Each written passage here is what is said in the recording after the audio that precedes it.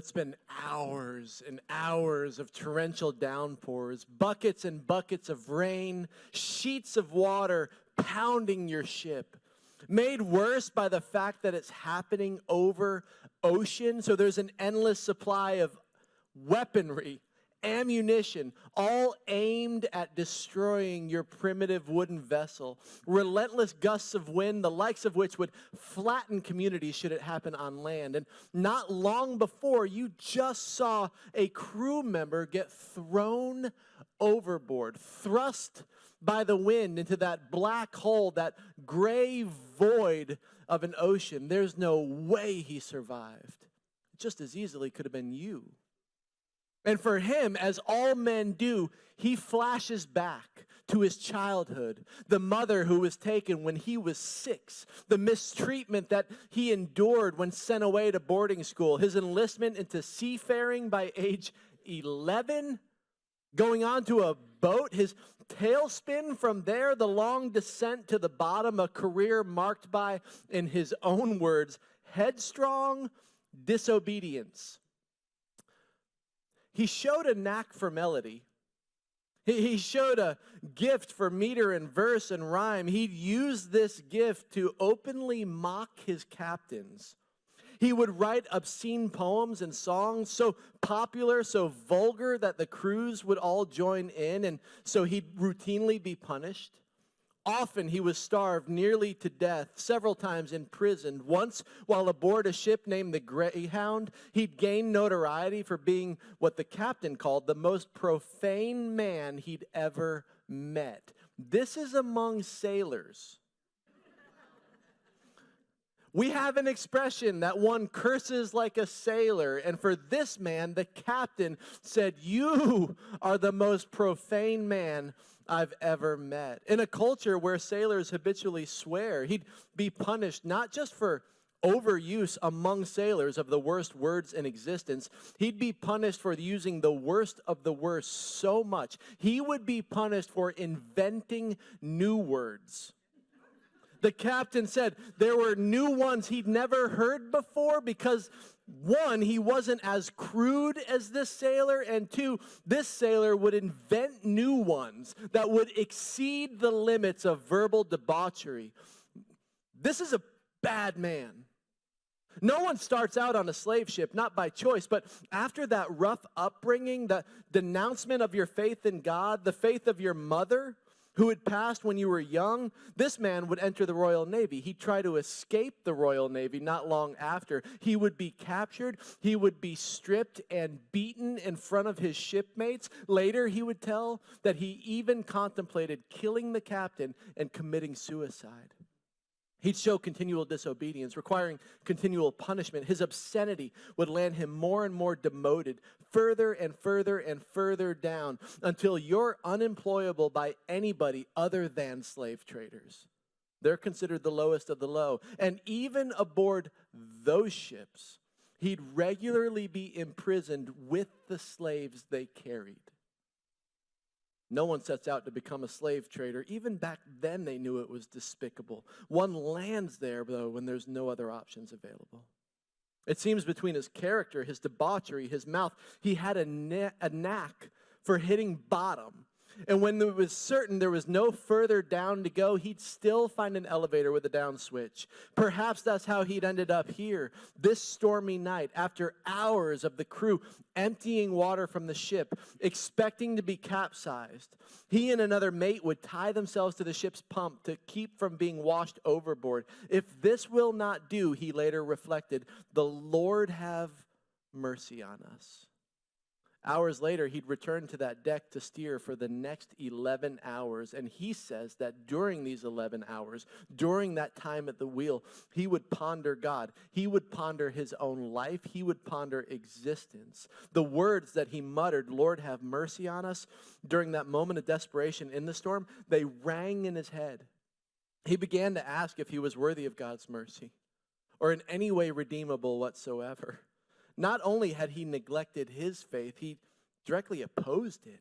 He mocked people who communicated they had a faith. He derided and denounced God as a myth. He came to believe that God was using this storm, though, on this open sea to send a profound message, to begin a work in him. But is that even possible? Can someone so degenerate, so lost, so obscene, so blind be saved? Can God turn a person like that around? He wasn't sure. Can Jesus intercept a life so dramatically that it's as if there's two different people represented, the one before Christ and the one after? Is that even possible? And to answer this question, the Apostle John, in a gospel he wrote, a gospel we've been studying, tells us a story. If you have your Bibles, open up to John chapter 9. You'll remember we've been studying the Gospel of John for the last several weeks. John is the disciple who wrote last. Matthew, Mark, and Luke have all been in publication. Oh, they're in print. John's had decades to reflect over, to refer back to what they tell, the stories they write. They want to tell you what Jesus did, what Jesus said. And with these decades and decades under his belt to sit and think about all Matthew, Mark, and Luke wrote, John, as an old man, sits down and he goes, they handled the what? I want to handle the who. I want to tell you who he was. Oh, his earthly story starts in a Bethlehem manger, but make no mistake, he has no origin. He's before time. He made his debut onto the time frame in Bethlehem. But this Jesus stands outside of time. He is God. And then John goes, oh, let me tell you some stories the other guys didn't tell you. Let me choose some characteristic people, some representative people that Jesus intercepted, that he spoke to, that might speak to you, right? So in John 3, he tells us about a man named Nicodemus, a religious man, a religious leader, someone who had earned rank with people in hopes of earning his way to God. And he still didn't have peace, and that drew him to Jesus. He had some questions, but he didn't want to get caught asking them. So he meets Jesus in the secret of night under the cloak of darkness, and there Jesus says, oh, your whole worldview is backwards. God is for lost people. Jesus was sent not to condemn the world, but to save it. From there, in John 4, he finds a woman who is Samaritan, who is immoral. I mean, the worst of the worst of the worst in that worldview. And Jesus goes, hey, God noticed you enough to send me to you. I've come for the sick. I've come for the lost. I've come for the broken. He routinely says this to people. Just to prove the point, a chapter later, he finds a paralyzed man in John chapter 5 hanging out, waiting for his healing. Oh, he's been paralyzed 38 years. And Jesus goes just to find him. And not just to find him, he enters through the sheep gate. No righteous rabbi, no self-respecting rabbi would go in through this animal gate, and yet Jesus does. He wants to find him to say, God's not far from you. God sees you, and boom, he speaks healing on him. By John 6, he makes a buffet from a lunchbox. By John 8, he forgives a woman everybody else wanted to condemn.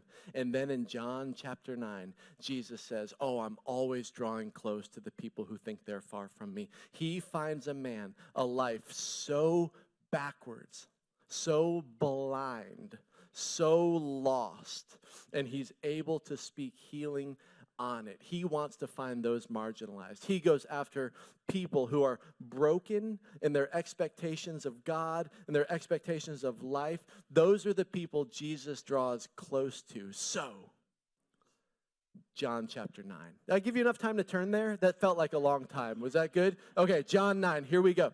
John chapter 9, verse 1. As he went along, Jesus saw a man blind from birth. Circle, underline, highlight, blind from birth.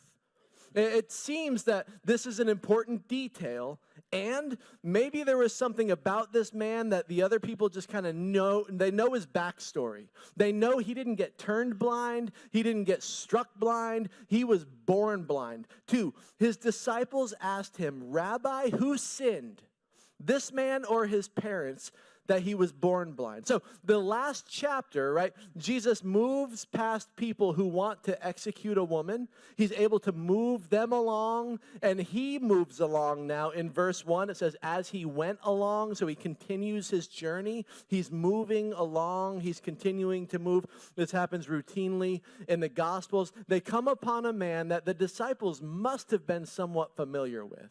They know that he didn't turn blind, that he didn't end up blind, that he wasn't struck blind. No, he was born blind, and they want an answer for this. He seemed like a more than ordinary sufferer, so there must be a more than ordinary punishment here, right? I mean, we can't just expect a world where bad things happen. No, God had to have sentenced this man to be blind. Remember, this man is surrounded by religious leaders who all had expectations of God, very precise, very defined answers. Their jobs were not only to be good, but to know everything. And for all their supposed knowledge, they needed to have an answer for this. How could someone be born blind? Oh, these leaders, they had figured God out. There were theories about this because they had formulas. They had possibilities. In this case, there were two explanations that kind of prevailed the worldview of the day. One, his blind birth, the fact that he's born blind, is a punishment upon his parents through him. Real thing. That was a believed thing. Like that the parents had sinned, so the disciples asking this question, right? They're revealing, like this was a predominant worldview. Like maybe the parents did something, and so this man's blindness was a result of their sin. God was punishing the parents through him. And then the second possibility, and this one's going to make you laugh, but I promise it's true. They believed it was possible for a fetus to sin in the womb.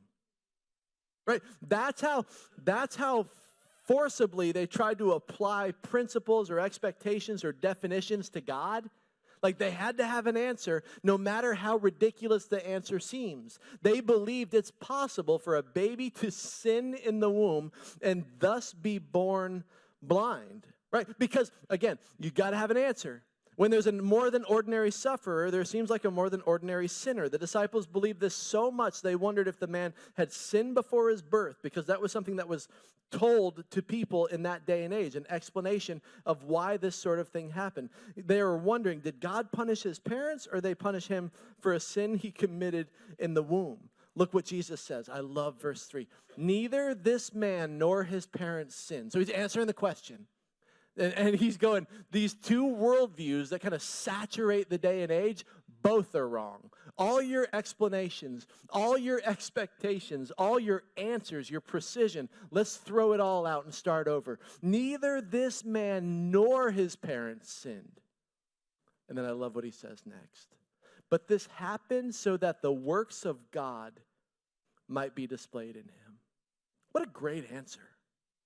So we said last week, and you may remember, that the world we live in, our existence, the sin, the fallenness, the depravity, the suffering that we see in this world is a result of sin in the bloodstream. You remember this? We said that through Adam's choice, Adam's sin, the principle of death, the associated destruction that comes with it just enters our existence, and we've had to deal with the fallout ever since. Jesus goes, this isn't a result of the baby didn't sin, like that's crazy. And the parents, like God would punish the parents by punishing the child. Like, I mean, come on. This is just the result of a fallen world. Like things that go wrong sometimes are just the result of living in a broken, fallen world.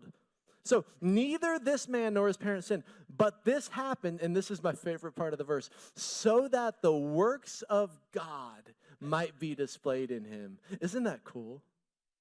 Jesus goes, his whole life, his whole blindness, this whole catastrophe, all of his suffering has been a build-up to this very moment.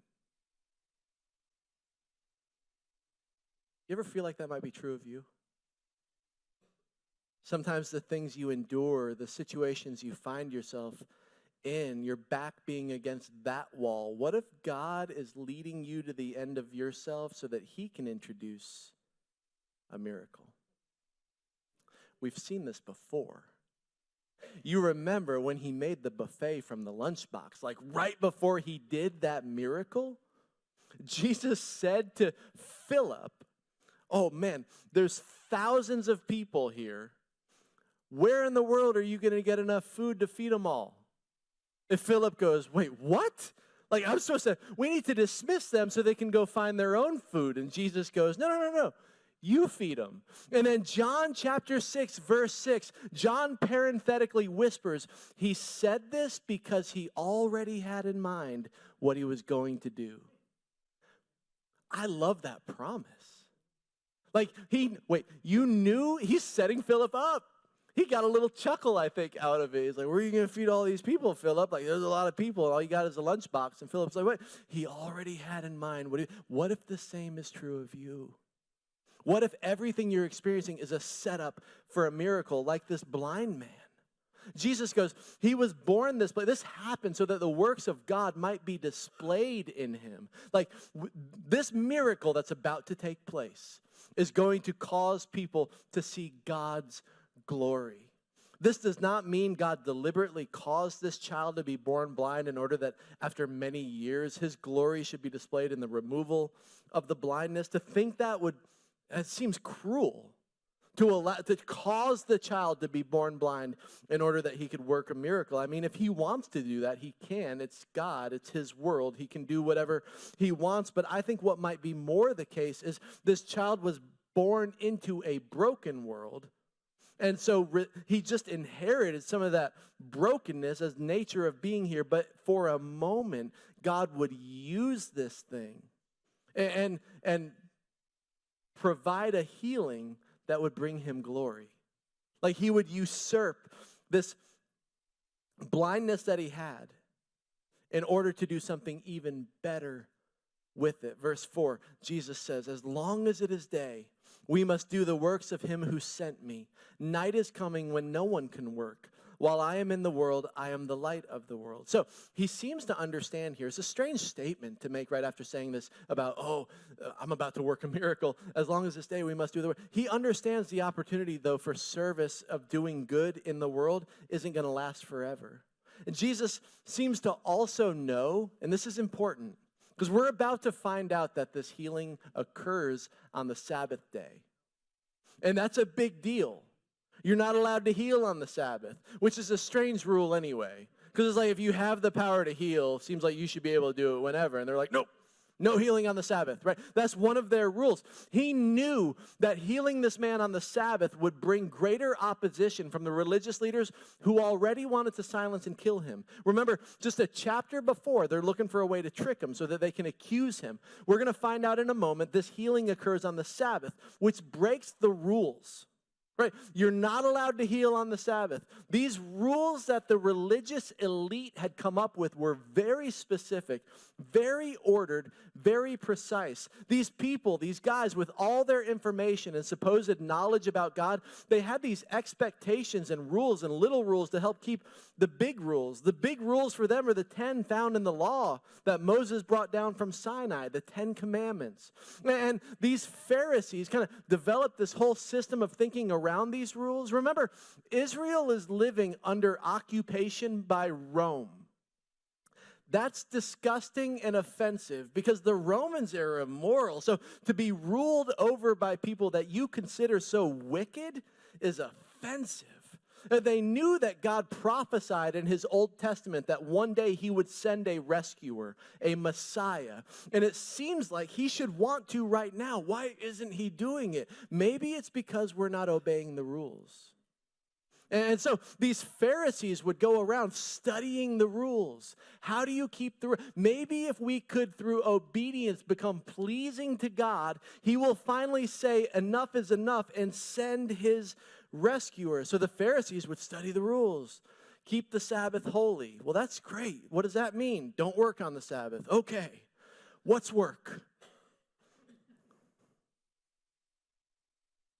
Well, take off from, okay, all right.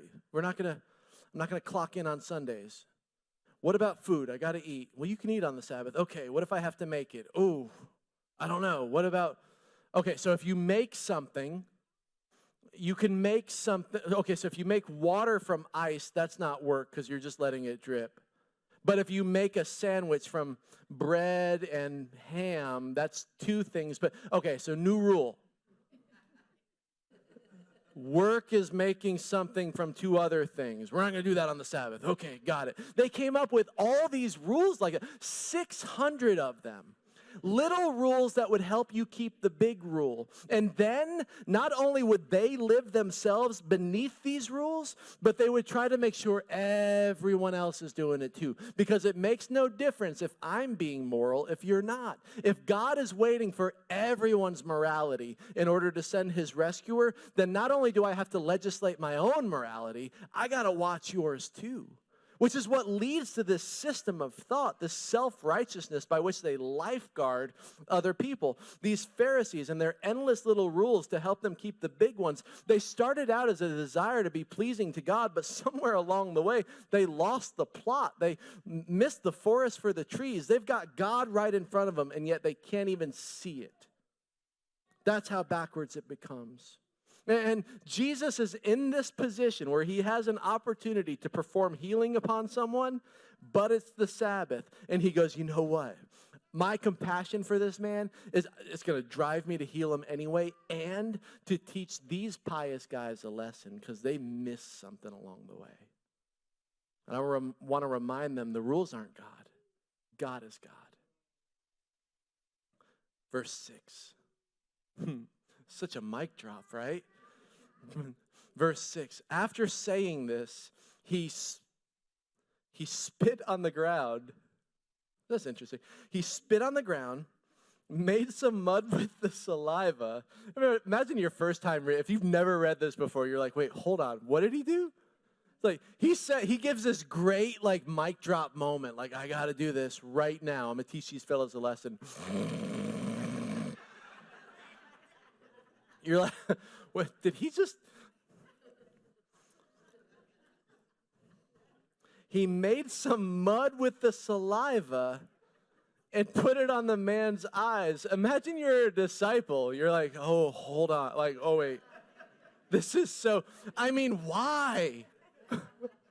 You've seen him do other miracles, like the lunchbox thing. Is like, he just did it. Like, you don't need to spit. Like, why are you hawking? Yeah, there's other times he just pronounces a healing. He just says, your servant is healed. Go back home. When you get there, he'll be all better, right? There's other times where he accidentally heals. A lady grabs his cloak, and he's like, did someone touch me? You know, like, why this? Why heal in this way? Do you remember those rules? There was a rule about making something from two other things. Making something like mud, perhaps, from and dirt. It's the last time I do it, I'll promise. He's trampling the rules. He's specifically healing him in a way that breaks all of their preconceived notions about God. You can't make a new thing from two other things. That's one of those 600 rules. Jesus goes, watch me. And then he puts the mud on the man's eyes. That's against the rules also. Jesus goes, watch me. And then he commands him to go wash. Well, washing on the Sabbath is against one of those 600 rules. Jesus goes, watch me. And then the distance from where he was and the pool is a distance that was not allowed to be traveled by foot on the Sabbath. And Jesus goes, watch me. I'm going to send him to go wash. He's not just breaking their rules. He's trampling their rules.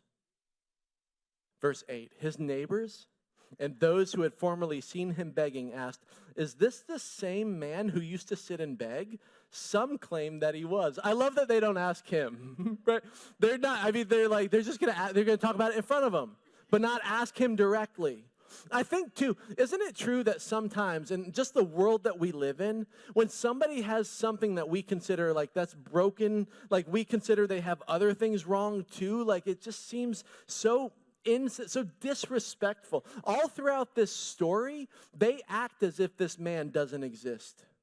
Right? When they stumble up on him, the disciples start talking about him right in front of him as if he can't hear, as if he's not a person, as if he doesn't have a soul and a heart, that he doesn't have feelings. They walk up and they go, Rabbi, who sinned, this man or his parents? Like he's not even there. And then when he's healed, the people go, is this the guy? Is this the guy? Like he's not even there. They don't treat him like a person. They treat him like a riddle, like a thing. You remember just a chapter before, we said this of the woman caught in adultery. Those men didn't see her as a person with a soul made in the image of God. They saw her as a riddle that they could trap Jesus with. She was a means to an end. She was a weapon. Jesus seems to routinely be so against that way of thinking. This man to be talked about in this way. I had a friend of my youth pastors growing up who was another youth pastor. His name was Jerry, and he was in a wheelchair. He was paralyzed from the neck down. And I remember we would often go on trips together, and it wouldn't be unusual to be going through the checkout line in a grocery store. And as someone was counting back his cash to him, they would say it so loud, $2, $3, $4. And I would go, Jerry, what's that about? And he goes, it's so funny. Because I'm paralyzed, people also assume I'm deaf. Like the broad strokes that we paint people when we categorize them, I see that happening to this man. They don't bother asking him, are you the man? They go, is this master who sinned? Like as if he's not even there. Finally, they get around to asking him. Verse 9, he himself insisted, I'm that man. How then, verse 10, were your eyes opened? He replied, the man they called Jesus, I love that, circle, underline, highlight. The man they called Jesus made some mud and put it on my eyes. He left the spit out. He told me to go to Siloam and wash, so I went and washed, and then I could see. Notice how little he knows about Jesus at this point. He doesn't seem to know he's from Nazareth or that he's a Messiah or claim to be God or even the light of the world, which he'll call himself at the end of the story. He didn't even know where Jesus was from. He seemed to only know that Jesus was his name, and that's who he heard healed him, because remember, he hasn't seen him yet. He was blind still with mud in his eyes when he got sent away to wash. Verse 12, where is this man? They asked him. I don't know. They brought to the Pharisees the man who had been blind. So now they're going to the religious leaders. Maybe they can weigh in. Maybe they know what happened. Now the day on which Jesus made the mud and opened the man's eyes, the soundtrack now changes, was the Sabbath. There it is. That's the game changer. When Jesus took the initiative to perform this miracle, he could have done it on any day he chose. He could have come back the next day. He could have done it the day before, right? He's God. He's kind of in charge of the calendar. He knows what he can do, and yet he chooses to heal him on the Sabbath to challenge the petty traditions of these religious leaders, traditions that they lifted to the place of being law, lifted to the place of being God. Jesus goes, we got to trample this and start over. Verse 15, therefore the Pharisees also asked, how did he receive his sight? Well, he put mud on my eyes, the man replied, and I washed, and now I see. You can see him getting a little bit frustrated, repeating himself so often. Verse 16, some of the Pharisees said, this man's not from God, for he does not keep the Sabbath. So to the Pharisees, the man couldn't be from God. Jesus couldn't be from God because he didn't line up with their expectations, with their prejudices, their traditions. In fact, in the Greek there, this man, the way it's phrased, it's contemptuous. They're going, this guy ain't from God. Verse 16, but others asked, well, then how can a sinner perform such signs? So they were divided. And the basis of the divide is, okay, either Jesus is a sinner and should be rejected, or our understanding and application of Sabbath law is wrong. That's what they have to choose between. And notice through the rest of this conversation how stubborn they are.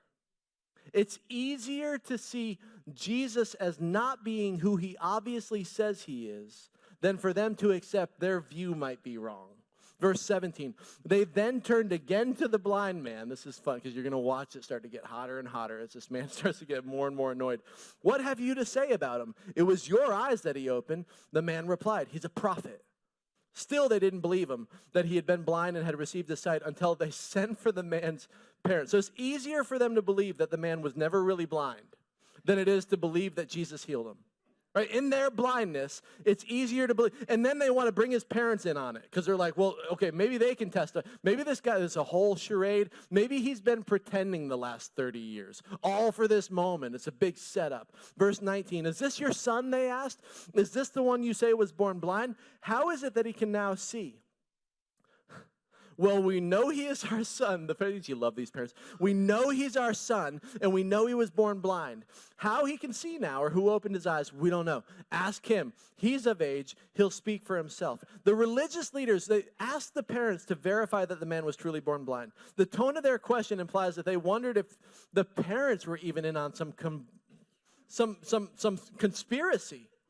Right? And the parents verify, he's our son. We can tell you he was born blind. We don't really know what happened after that. We do know he can see now, right? They wouldn't speak to how he or who performed the healing because they were afraid, John tells us, verse 22. His parents said this because they were afraid of the Jewish leaders who had already decided that anyone who acknowledged that Jesus was the Messiah would be kicked out of the synagogue. That's why his parents said, he's of age. Ask him. It's the threat of excommunication that causes them to throw their own son under the bus. Oh, it is instinctive and normal for parents to protect our children, even if our children are adults. But they are so frightened by this threat of excommunication, so frightened by the religious elite that all they could do is put the attention back on their son, and they back away from that spotlight. Verse 24, a second time, they summoned the man who'd been born blind. Give glory to God by telling the truth, which is so funny and ironic because that's exactly what he's trying to do. We know this man is a sinner. They say this not because Jesus broke the law of God, but because he broke their traditions, right? And despite the evidence, not because of it. Verse 25, whether or not he is a sinner, I don't know. I love this verse. One thing I do know, I was blind, now I see. This man doesn't know everything about Jesus, but he does know Jesus touched his life. And at this moment, this is an irrefutable argument. I mean, what can you say to that? They verify, like you can't argue that, okay, you were blind before, and now you see. Verse 26, then they asked him, well, what did he do to you? How did he open your eyes? He answered, I've told you already, and you don't listen. Why? Do you want to hear it again? Do you want to become his disciples also? I love this guy. He's laying it on so thick. I don't know if he's being sarcastic on purpose. I think so. I think he's getting a little heated with all the repetition and the refusal to admit what's so plainly obvious that Jesus is who he said he is. Intending it or not, this healed man mocks their prejudiced rejection of Jesus. He mocks them, and notice too, he proclaims himself to be a disciple of Jesus at this point.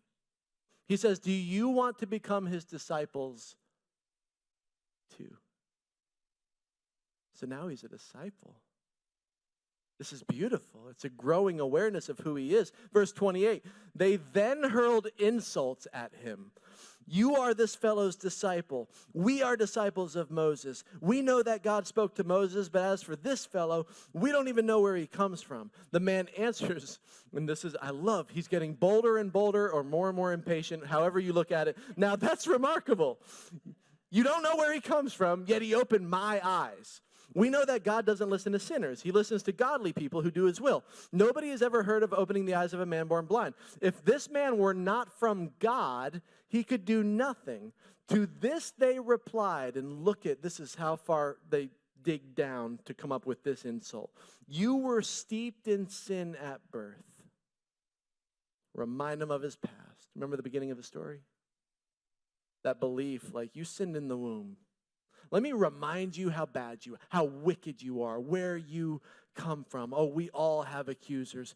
You were steeped in sin at birth. How dare you lecture us? And they threw him out.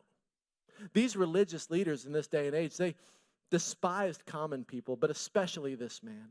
He has a growing confidence in what's happened to him, still not entire, but growing.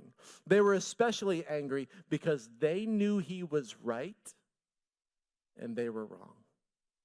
And they treat him terribly for it. They abuse him. They revile him. They insult him. You're steeped in sin at birth. They reject him. They cast him out. And now enter Jesus. He kind of ducked out on the date. He healed the man and then disappeared. He waits till he's rejected and then meets back up with him. Verse 35, Jesus heard that they had thrown him out. And when he found him, he said, this is so beautiful. Do you believe in the Son of Man? The religious leaders rejected the man who Jesus healed. Jesus makes it a point to go and find him and then looks deep into his eyes. They've never seen each other until this point. He's healed him. He's caused him a lot of pain in the process, a lot of rejection, a lot of hurt, a lot of humiliation, being kicked out, excommunicated, possibly losing his parents, and then they meet back up and look eyeball to eyeball. Do you believe in me? Verse 36, who is the Son of Man, sir? Tell me that I might believe in him. Jesus said, you have now seen him. In fact, he is the one speaking with you. Then the man said, Lord, I believe, and worshiped him. What a beautiful story. Notice that the man shows an increasing awareness of who Jesus is throughout the story. One that doesn't finally or fully culminate until this scene. Ironically, outside the temple. The temple is the place for the worship of God, but he's kicked out because of his unintended intersection with Jesus. And he gradually goes all inside one chapter from believing Jesus is a prophet to believing himself to be a disciple of Jesus, to stating this man must be from God, to believing he must be the Son of God, to calling Jesus someone in whom he trusts, to finally worshiping him. A growing awareness and worshiping him at that outside the temple, the place of worship. Jesus finds him there in his rejection. He extends an invitation to him to believe in him. Says, do you believe in the Son of Man?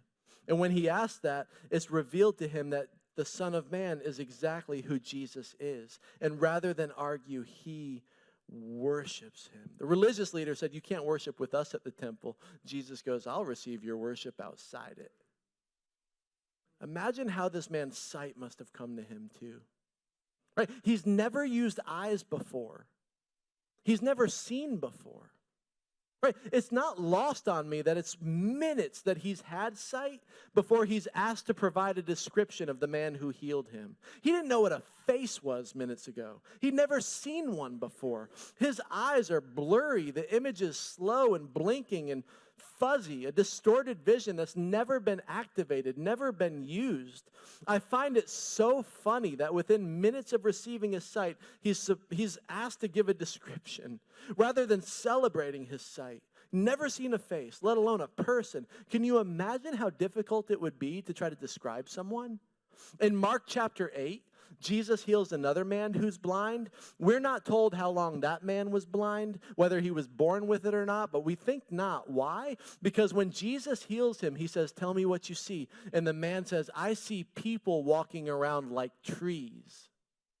You're like, that's a crude description. Well, he hasn't used his eyes in a while, but the fact he knows what trees are implies maybe he's had sight before.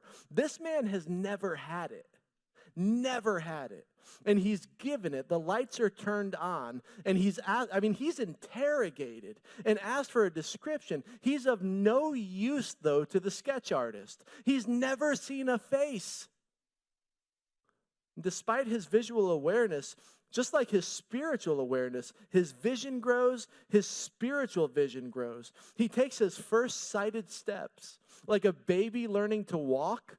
But these steps are attacked and questions, and still he takes them. As things come more and more into focus, it's only then that he's met with a look into the eyes of his healer. Isn't that so representative of our lives down here?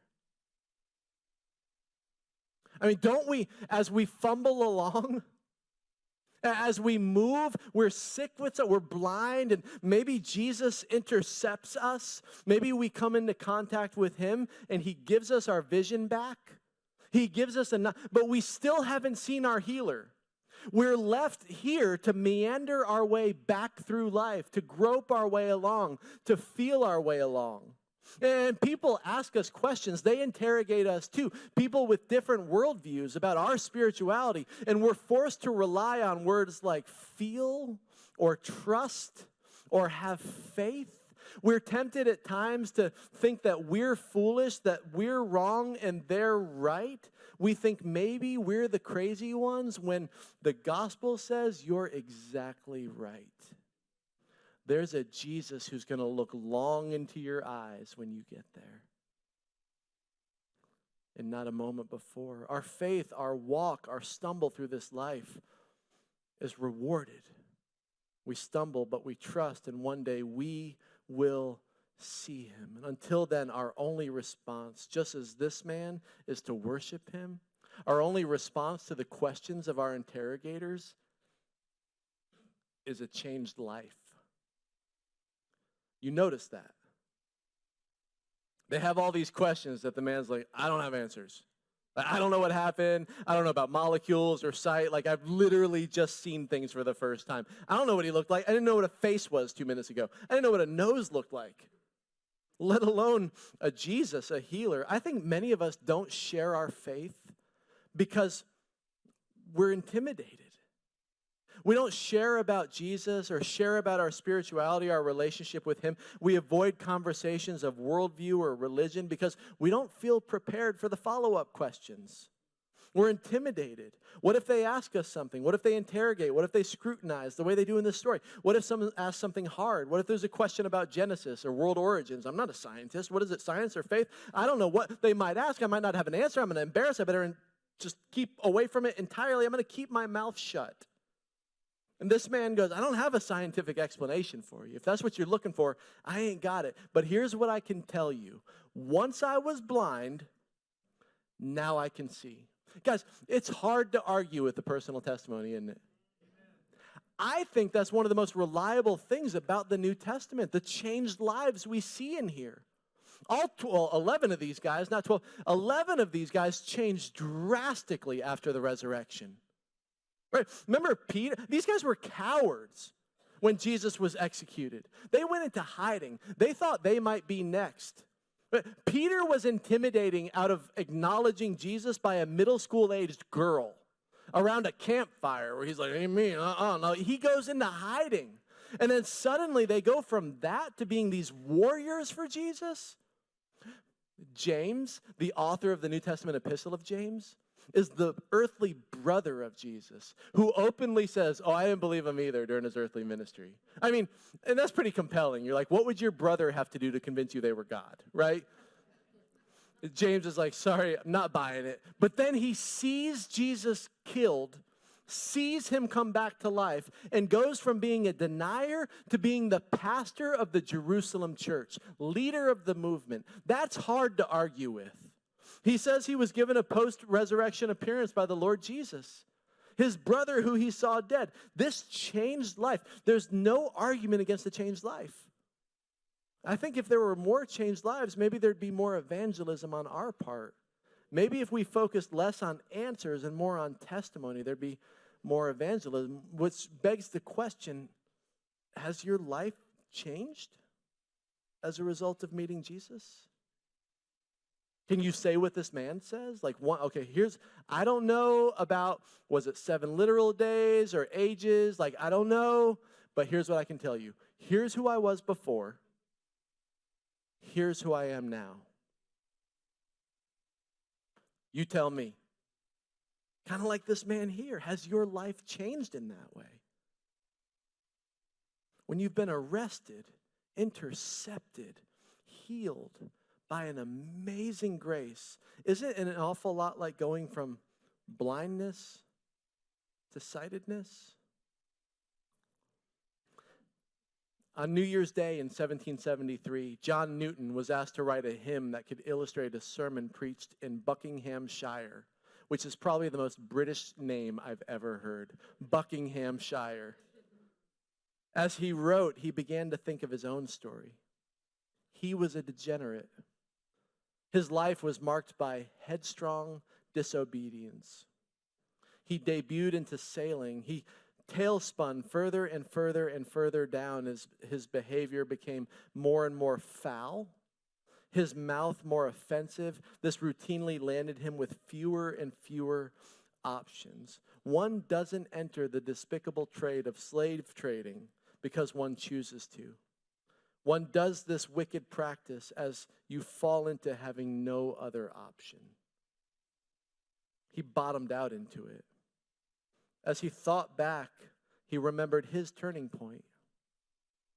Aboard a ship named the Greyhound, one night the sailor found his life in danger as a storm pummeled and pummeled and pummeled the ship. A person standing in the place where he had just been was hurled overboard by the angry sea. And he thought back to his religious upbringing, his faithful mother who died when he was young, the tragic choices that he made that led to such a degenerate life, choices that landed him on this ship in the first place. And that night, he surrendered his life to Jesus. He would eventually leave slave trading, leave his life of sailing altogether. He'd follow Jesus. He'd study the Bible. He'd work on behalf of freeing slaves to put an end to it. He'd write against, extensively, the evil institution. He'd eventually find himself a pastor, one whose sermons and hymns and writings would become unprecedentedly popular, likely because the manner of life he walked in prior to it. People listened because that was a changed life. That wit, that tongue, that talent that could write such crude but catchy songs that land him in so much trouble, he'd now use this to write songs about God, songs about Jesus, songs about his healer, songs about someone who intersected him and turned him from that lost, obscene, crude, degenerate slave trader to an Anglican clergyman and poet. On New Year's Day, 1773, charged with writing a hymn that would illustrate the amazing grace that so captivated his own heart and changed the direction of his life, with his pen in his hand, he'd write words from personal experience. Words of forgiveness and redemption made possible regardless of sins committed. Oh, as he sat on that boat, he wondered if God would even bother saving someone like him. He wrote about words of his soul's deliverance from despair through the mercy of God, words that would go on to become one of the most recognizable songs in the English-speaking world, words that would become the most famous folk hymn in all time, words estimated by one American historian to be sung 10 million times annually. How they know that, I don't know. Words lifted from this story. I once was blind, but now I see. It's hard to argue with that. Amazing grace, how sweet the sound that saved a wretch like me. Boy, was he a wretch. Many people don't know that. He didn't enter slave trading. He landed there because of his foul mouth. He was degenerate, a wretch like me. Amazing grace, how sweet the sound that saved a wretch like me. I once was lost, but now I'm found, the prodigal son. Was blind, but now I see. This man. As you reflect, is that your story? Have you been rescued? Have you been resurrected? Have you been arrested by that grace? A wretch like you. Even a wretch like you. On the night before he died, Jesus shared a final meal with his disciples. And during the meal, he wanted to give them for all time a special way of remembering that amazing grace. That amazing grace that sent him.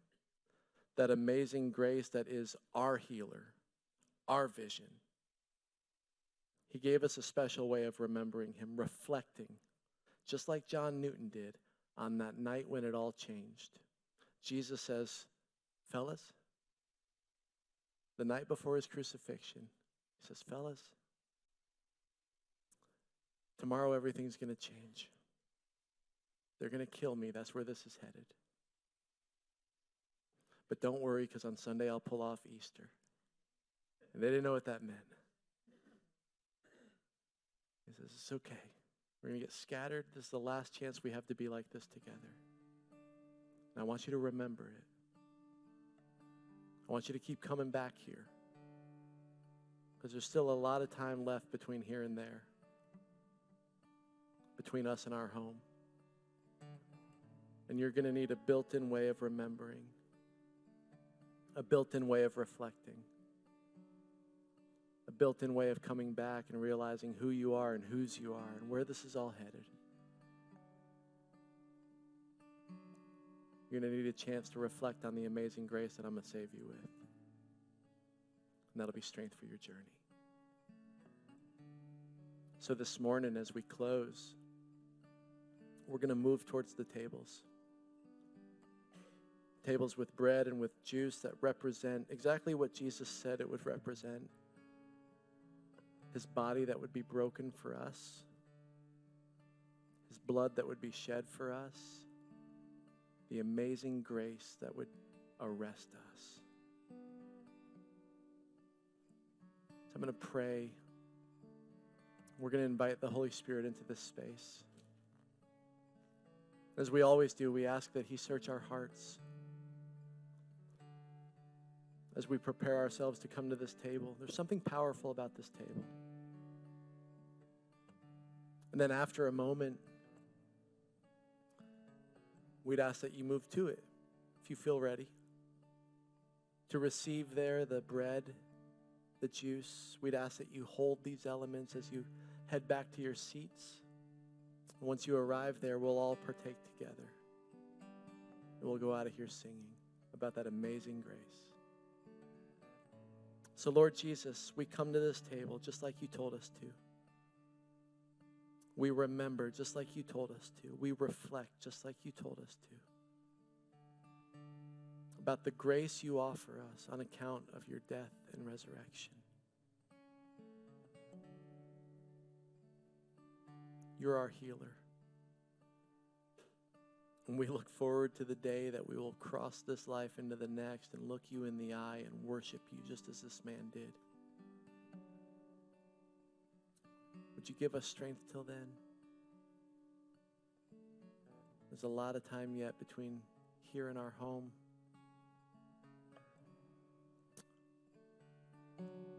And Jesus, search us. We want this moment to be personal between us and you. So Spirit, fall in this room. Amen.